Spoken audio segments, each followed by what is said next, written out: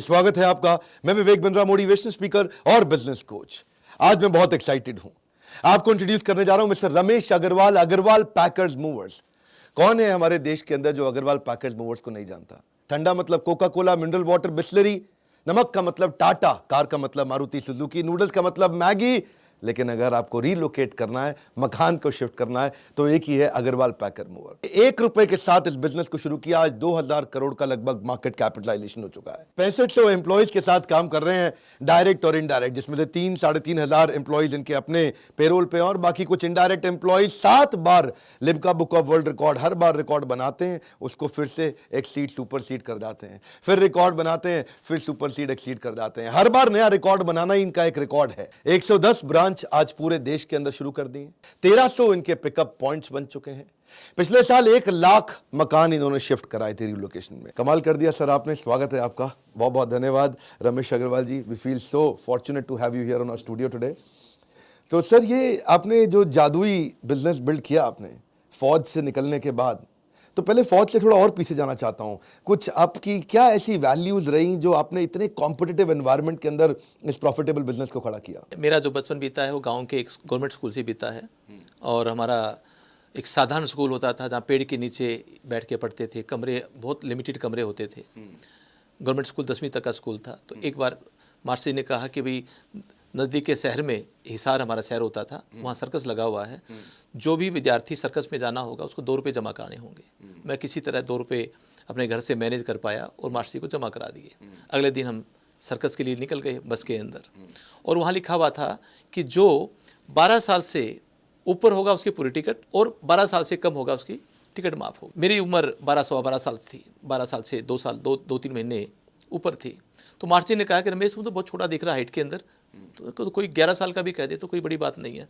तो अपने को वहाँ पूछे तो बोल देना कि मैं सर 12 साल से छोटा हूँ। मैंने कहा नहीं सर, मैं तो 12 साल से ऊपर हूँ ना। बोला कि मैंने कहा ना, कौन पूछने वाला, तुम बस बोल देना। हम सब सर्कस में चले गए, जिसमें बैठ के देखने लगे। मैं 5-7 मिनट के बाद सर्कस से बाहर निकल आया। निकलने के बाद दूसरे लड़के ने कहा कि मास्टर जी, रमेश तो बाहर निकल गया।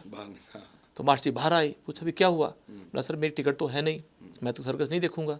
तेरे से कोई पूछ रहा है, कोई चेकिंग कर रहा है, फिर तू क्यों निकला? बोला जी ना, 2 रुपये आपको दिए ही है, 50 पैसे भी उसमें आते हैं, तो आप मेरी टिकट क्यों नहीं लेते? मास्टर जी को गुस्सा आया, भाग गया, एक टिकट लेकर आया और मेरे हाथ में थमा दी। बोला अब तो देखेगा। तो मैं अंदर चला गया। मैंने सर्कस देखा। दूसरे दिन स्कूल में जब पहुँचे तो मेरी पेशी हेडमास्टर के सामने करवाई। मैंने मास्टर जी को कहा कि मास्टर जी मैं 12 से ऊपर हूँ, मैंने 2 रुपये भी दे रखे थे, तो मैं बिना टिकट मैं कैसे सर्कस में जा सकता हूँ? मास्टर जी ने कहा कि तो ठीक ही बोल रहा है।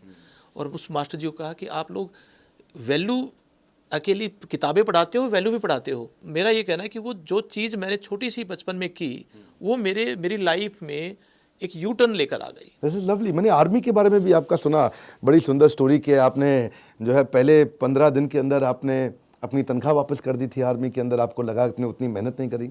मैं जब मेरी एजुकेशन करने के बाद मैं एयरफोर्स में, इंडियन एयरफोर्स में भर्ती हो गया था। Indian air force. मेरी पहली पोस्टिंग हुई J&K में, श्रीनगर में। मेरे सीनियर थे जो 10 साल 15 साल पुराने, 20 साल पुराने वहाँ पर काम कर रहे थे। मैंने कहा कि सर मेरे को सर कुछ काम तो दो, मैं खाली बैठता हूँ। तो अल्टीमेटली ऐसा होता नहीं, अरे ठंड पड़ा, सरकारी मामला कर लेना काम, कौन सी जल्दी पड़ी है।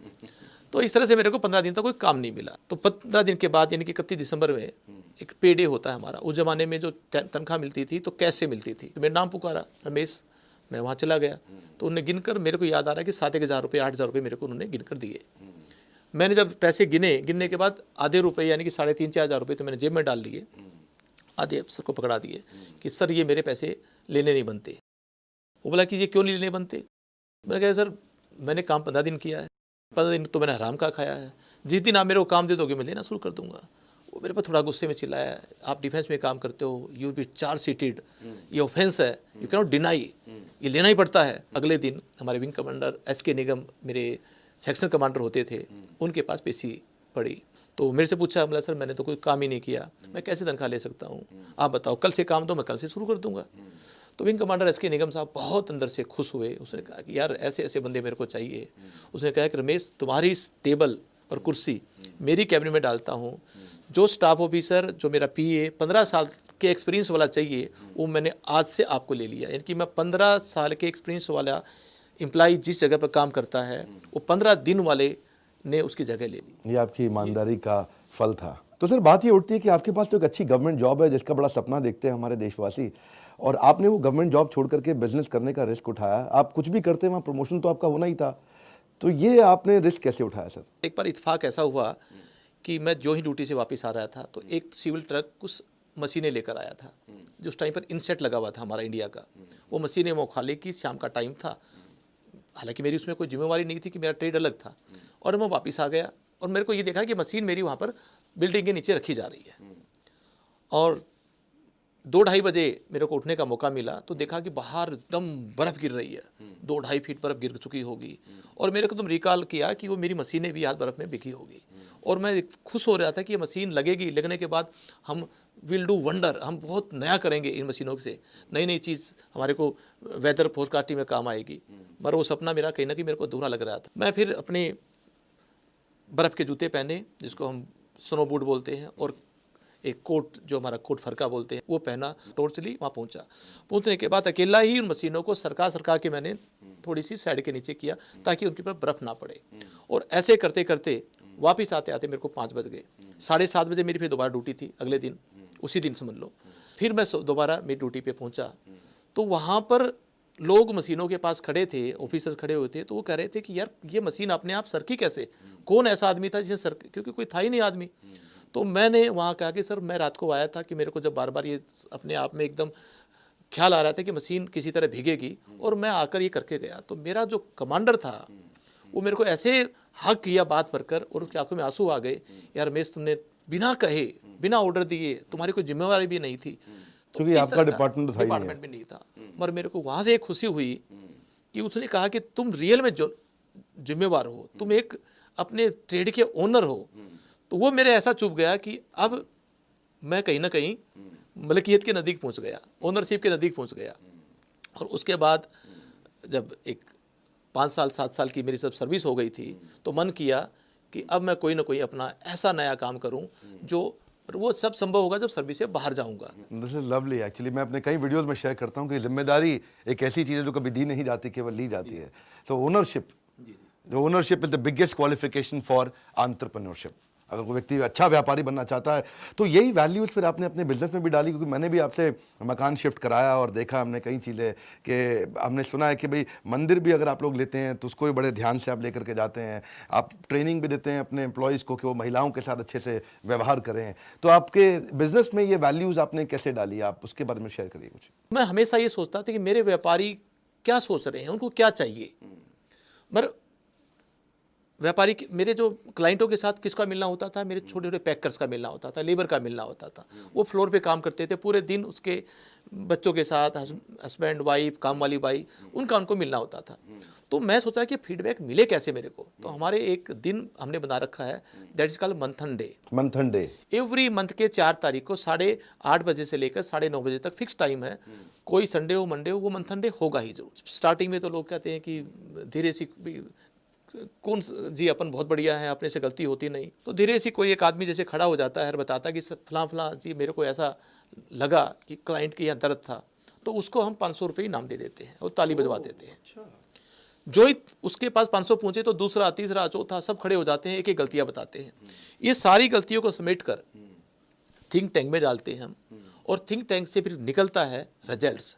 वो रिजल्ट इम्प्लीमेंट हो जाता है, वो मेरे रूल रेगुलेशन का हिस्सा बनता है। तो आप लोगों को इन्वॉल्व करके उन्हीं से प्रॉब्लम लेते हैं और उन्हीं से सोल्यूशन भी उन्हीं सोल्यूशन बनते हैं। और वही एक कारण बना जो आपने कहा कि मंदिर का स्टिकर। मेरी एक बार पैकिंग चल रही थी ग्रेटर क्लास में, माननीय उस टाइम के फॉर्मर TN शेषन जी के घर में, चीफ इलेक्शन कमिश्नर। उनको गुस्सा आया और उसने मेरे को फ़ोन किया। मैं भाग कर गया, मैं सर बताओ क्या है। बोला कि आप लोगों को, आदमियों को अक्ल ही नहीं है, जूते पहनकर मेरा मंदिर पैक कर रहे हैं, भगवान की मूर्ति है, मेरे तो भगवान को नाराज़ कर दिया। तो मैंने कहा सर ये ट्रेनिंग मैंने कभी आज तक दी नहीं।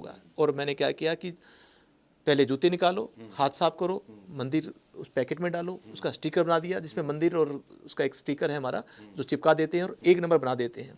और डेस्टिनेशन के ऊपर मद्रास में जब वो पहुंचा तो सूचना मिल जाती है ऑटोमेटिकली, 1 नंबर मंदिर है, स्टिकर लगा हुआ है। तो आपको जब उसको उतारना है तो आप पहले जूते निकालो, हाथ साफ करो, और वो उसको मंदिर को का सामान या फोटोज निकाल कर जहाँ जगह सर कहे वहाँ रखवा देना। चढ़ते वक्त भी सबसे पहले मंदिर उठा लिया, उतरते वक्त भी सबसे पहले मंदिर उठा लिया, उससे मैं जूता उतार के हाथ साफ करके धो के सब कर लिया।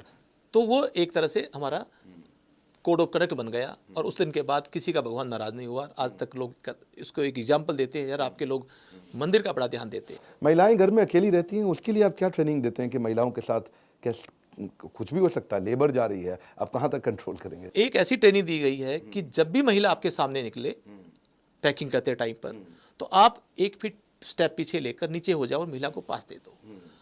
और एक बार 2 बार करोगे तो महिला आपके पास ही नहीं निकलेगी, वो दूर से निकलेगी।